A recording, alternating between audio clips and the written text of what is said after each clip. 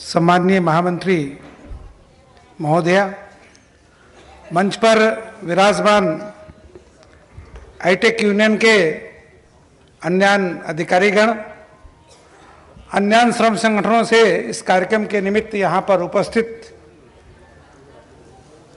सभी दूसरे trade union नेता तथा इस कार्यक्रम को सफल बनाने के लिए मंच के सामने भारी तादाद में उपस्थित बंधुओं एवं भगिनियों,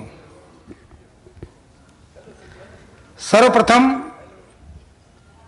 देश के प्रथम मान्यता प्राप्त केंद्रीय श्रम संगठन आईटेक के 99 वर्ष पूर्ण होने और 100 वर्ष में प्रवेश करने के इस अवसर पर मैं भारतीय मजदूर संघ की ओर से हार्दिक शुभकामना व्यक्त करता हूं, शुभेच्छा व्यक्त करता हूं, मंगल कामना व्यक्त करता हूं।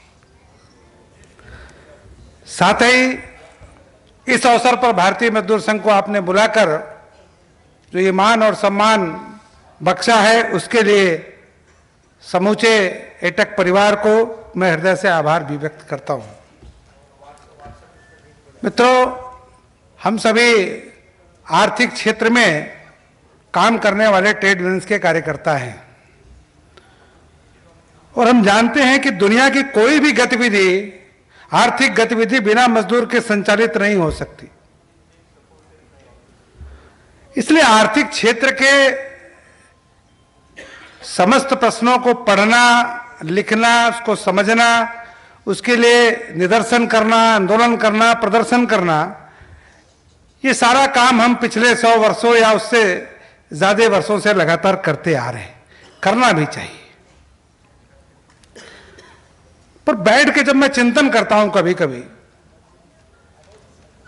तो ध्यान में आती है कि 100 वर्ष पहले जिसका जिक्र बहन अभी किया था, बहन जी ने, और शायद सिद्धू जी ने भी किया था, कि 100 वर्ष पहले जो प्रश्न मजदूर क्षेत्र के सामने खड़े थे, अमूमन आज भी वो प्रश्न वैसे ही खड़े हैं।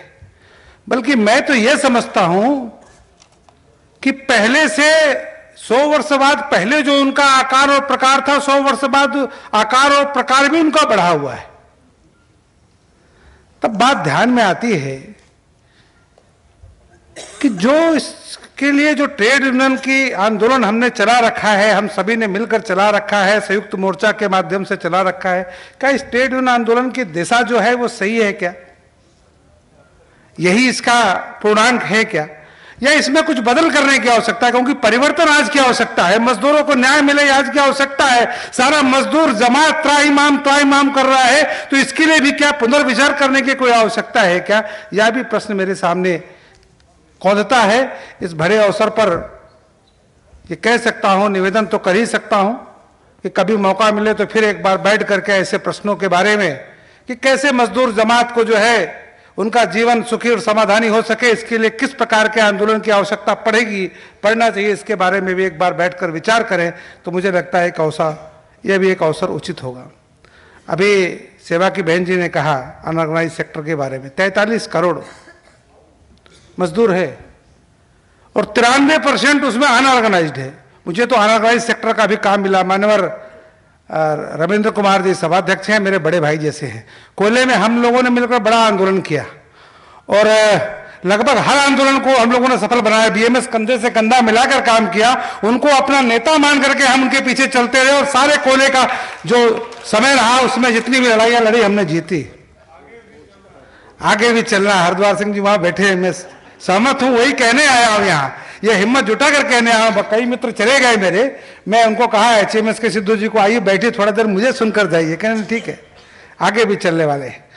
तो ये जो 93% का हिस्सा है ये तो अनऑर्गेनाइज्ड है। ये जो 7% का हिस्सा है इसमें भी 87% तो कॉन्ट्रैक्टर लेबर है, वो भी तो अनऑर्गेनाइज्ड है। तो कुल मिलाकर के अनऑर्गेनाइज सेक्टर का फैलाव बढ़ रहा है, संगठित क्षेत्र जो है वो सिकुड़ रहा है, असंगठित क्षेत्र बढ़ रहा है। आगे चल करके इस क्षेत्र के बारे में भी सारे ट्रेड यूनियंस को एक प्रकार का विचार करना पड़ेगा, तभी जाकर के सारा देश का मजदूर जमात जो है उसका जीवन खुशहाल हो सकता है। अभी औद्योगिक क्रांति 4.0 का जिक्र मेरे प्रारंभिक वक्ता ने किया था। बहुत से लोग अनजान होंगे औद्योगिक क्रांति 4.0 क्या है। वास्तव में बिना पढ़े तो समझ में आता नहीं। प्राइवेटाइजेशन, लिबरलाइजेशन, ग्लोबलाइजेशन सुनते सुनते कान पक गए। वहां से चलते हुए आज औद्योगिक क्रांति 4.0 की ओर आकर खड़े। 1.0 तो हमने देखा भाप का इजाद हुआ, भाप पर आधारित शक्ति पर जो है संयंत्र लगाए गए। 2.0 में बिजली आ गई, बिजली पर आधारित संयंत्र लगाए गए। 3.0 में कंप्यूटर आ गया, कंप्यूटर पर आधारित चीजें लगाई गई। और 4.0 में अभी जिक्र हुआ कि रोबोट आ गया। अब रोबोट खाना भी बनाएगा, रोबोट खाना भी होटल में खिलाएगा, वही बिलिंग करेगी। ऐसी परिस्थिति जो है हमारे देश के सामने खड़ी है और रोजगार का सवाल दूसरी तरफ खड़ा है। सरकार तो दोषवान है, कोई उसको क्लीन चिट नहीं दे रहा हो। जिसने वायदा किया कि रोजगार देंगे उसको रोजगार देने का धर्म था, लेकिन सरकार ने वो धर्म नहीं निभाया, उसको कोई क्लीन चिट नहीं दे रहा। लेकिन यह भी एक कारण है कि इस मशीनीकरण के युग में जब से भाप से शुरू करके आज रोबोट तक हम पहुंचे हैं, हमारे हाथों का रोजगार लगातार निकलता गया है। आगे चल करके यह रोजगार का प्रश्न हमारे सामने यक्ष प्रश्न बनने वाला है। और जो तीसरी जो बहुत बड़ी परिस्थिति थी 3.0 की, 1991 की नई आर्थिक औद्योगिक नीति, दुनिया के लिए हमने अर्थव्यवस्था के लिए, देश की अर्थव्यवस्था के लिए दुनिया का दरवाजा हमने खोला।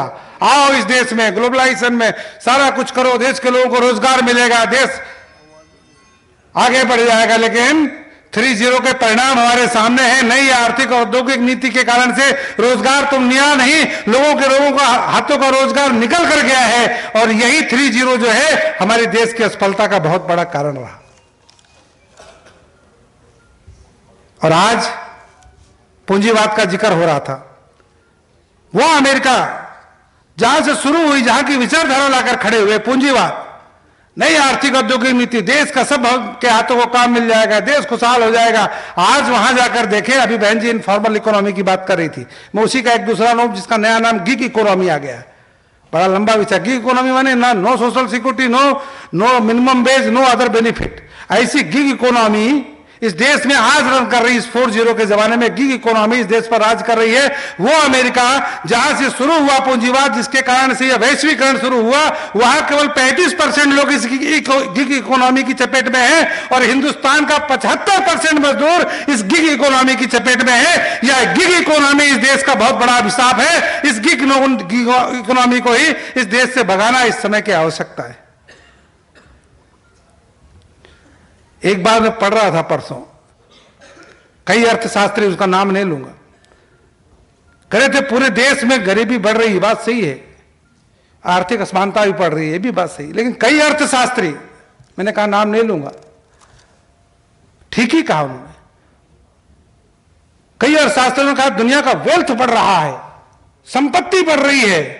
बड़ा गजब का प्रश्न है, दुनिया में संपत्ति बढ़ रही है, वेल्थ बढ़ रही है, तो गरीबी क्यों बढ़ रही दुनिया की? भारत में गरीबी बढ़ी तो दुनिया में गरीबी क्यों बढ़ रही?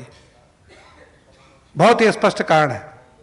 78%, आप सभी को मालूम है, 78% लोगों के हाथों का जो पैसा केवल 3% अमीर पूंजीपतियों के हाथों में जा सिमटा है। और लगातार यह स्थिति जो है बनी हुई है, वेल्थ भी बढ़ रहा है और गरीबी भी बढ़ रही। यही गरीबी बढ़ने का कारण है। अमीर अमीर हो रहा है और गरीब गरीब हो रहा है। अपने देश के बारे में विचार करें तो ध्यान में आता है, बड़े बड़े कॉर्पोरेट घराने, विदेशी पूंजीपति, देसी पूंजीपति, क्षमा करेंगे, मैं भारतीय जनता पार्टी को जोड़ते हुए विषय कह रहा हूं, चाहे कोई भी सरकार सत्ता में हो, सत्ता में आने के पहले सारे राजनीतिक दलों को चंदा देते हैं, सारे राजनीतिक दलों को चंदा देते हैं। और चंदा देने के बाद जिसकी भी सरकार आती है उसके साथ बैठ करके अपने अनुसार वो कानून बनाते हैं, नियम बनाते हैं, नियमावली बनाते हैं। और आज वही कारण है कि सारे लेबर लॉ का जो अमेंडमेंट हो रहा है, ये बड़े बड़े पूंजीपतियों के इशारे पर हो रहा है। यही इसका एक बहुत बड़ा कारण है। किसी बंधु ने कहा कि हमें विशुद्ध रूप से जो है समाज को लेकर के आगे बढ़ना होगा, तब हमारा यह आंदोलन ठीक दिशा की ओर जा सकता है। मेरा भी मानना ऐसा है कि विशुद्ध रूप से इस रूप में अगर हम खड़े होंगे तो निश्चय आगे चल करके हमारी विजयश्री हो सके। कल मैं मार्टिन लूथर को अचानक पढ़ रहा था। मार्टिन लूथर किंग ने एक बार कहा था, बड़ा मुझे अच्छा लगा, इसलिए मुझे लगा कि आज बोलना चाहिए। उन्होंने कहा था, बुरे लोग इसलिए नहीं चिल्ला रहे हैं कि वो बहुत शक्तिशाली हैं, ताकतवर है, बल्कि बुरे लोग इसलिए चिल्ला रहे हैं क्योंकि अच्छे लोग चुप हैं। बड़े बड़े कॉर्पोरेट घराने, तमाम पूर्व वर्तमान की सरकारें श्रमिकों पर इसलिए जुल्म उठा रही है कि आज सारा ट्रेड यूनियन आंदोलन बिखरा हुआ है, सारे ट्रेड यूनियन अलग अलग पड़ी हुई है। और वैसे भी सरकार, वर्तमान सरकार हो या कोई सरकार हो, और वर्तमान सरकार का स्वभाव तो बिल्कुल मदमस्त हाथी जैसा है। जैसे हाथी मदमस्त हो जाती है ना, तो महावत उस पर जो है भाला चौक करके उसके गले में जब चौकता है तब हाथी ची ची करके बैठती है। तो हमें यह देखना है, हमें अपनी भूमिका की तलाश करनी, क्या महावत की भूमिका में हम हैं क्या मजदूरों की ताकत रूपी भाला हमारे पास में है? अगर है, हम साझा एक साथ आकर लड़ने को तैयार है, तो ये सरकार रूपी हाथी को जो है ची ची करते बिठाने की ताकत इस पूरे मंच पर बैठे नेताओं में और आप में है, और आगे ये हमें करना पड़ेगा, तभी मजदूर जगत जो है वो खुशहाल हो सकता है। इस समय केवल इतनी ही बात कहते हुए और भारतीय मजदूर संघ की ओर से एक विश्वास दिलाते हुए कि विशुद्ध रूप से श्रमिक को केंद्र में रख करके हमें आगे के संघर्ष की, आगे की लड़ाई का शंखनाद करना है। इस मंच के माध्यम से भारतीय मजदूर संघ का यह विषय कहकर के जा रहा हूं कि भारतीय मजदूर संघ आने वाली लड़ाई में कंधे से कंधा मिला करके आपके साथ चलेगा। आप कहेंगे तो आपका नेतृत्व भी करेगा। यह इस समय इतना विषय आपके सामने आपको इस विश्वास दिलाते हुए भारतीय मजदूर संघ का एक कथन आपके सामने कहते हुए मैं अपनी वाणी को पूर्ण करता हूं। मुझे ये कहा गया था कि श्रीमान गुरदास गुप्ता जी मिलेंगे। मेरा उनसे संपर्क 2011 में हुआ था और मैं आया तो माननीय वी सुरेंद्रन जी ने कहा कि जाकर पहले प्रणाम करना, तुम्हारे गुरु के रूप में वो हैं। वैसे मेरे बड़े भाई के रूप में मंच में विराजित हैं। एक छोटे भाई उधर, बड़े भाई उधर भी बैठे, लेकिन वो आपके गुरु जैसे उनको गुरु मानता था। तो मुझे लगा उनका चरण छू के मंच पर चढ़ूंगा, लेकिन यह मेरा दुर्भाग्य है कि मैं उनके चरण को छू नहीं सका, चरण धूलि को प्राप्त नहीं कर सका। ये केवल एटक परिवार के लिए क्षति नहीं है, ये इस देश के श्रमिक समाज के लिए एक अपूर्णीय क्षति है। मैं हृदय से भारतीय मजदूर संघ परिवार की ओर से शोक संवेदना व्यक्त करते हुए और आप सभी लोगों ने धैर्य से मेरी बात को सुना, इसके लिए आपको हृदय से आभार व्यक्त करते हुए मैं मेरी वाणी को विराम देता हूं। जय हिंद, जय भारत, भारत माता की जय।